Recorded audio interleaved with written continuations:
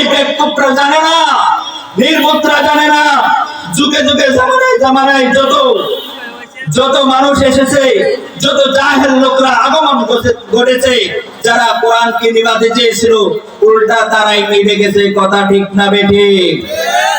এই বাংলার জমিন থেকে যদি আমি শুরু করি, ওই আদম নবী পর্যন্ত যখন এই হকের পানি নিয়ে আসছিল মুসা আলাইহিস সালাম, তার বিরোধিতা করেছিল ফিরআউন।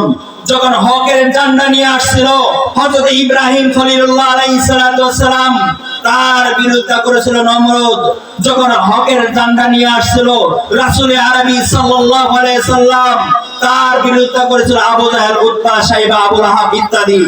যখন হকের ঝান্ডা নিয়ে আসছিল ইমাম আবু হানিফা রাহমাতুল্লাহি আলাইহি, তার বিরোধিতা করেছিল জাহেল নির্বুধ লোকেরা।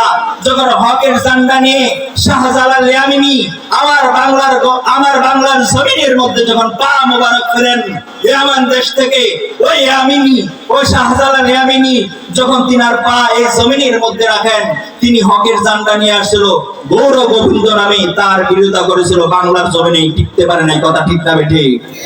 ঠিক তদ্রূপভাবে শাহজালাল ইয়ামিনী থেকে আহমদ শফি রহমাতুল্লাহি আলাইহি পর্যন্ত, হযরত মুফতি আমিনী সাহেব রহমাতুল্লাহি আলাইহি পর্যন্ত যত ওলি আকবর এই জমিনের মধ্যে, ওলি আকবররা এই জমিনের মধ্যে এসেছে, তাদের যখন বিরোধিতা করেছিল, আপনাদের চাক্ষুষ দেখা বাংলার জমিন দেখেছে, যখন বিরোধিতা করেছিল ফেসিবাদ স্বৈরাচার, বাংলাদেশের ছাত্রের সামনে টিকতে পারে নাই। কথা ঠিক না বেটি?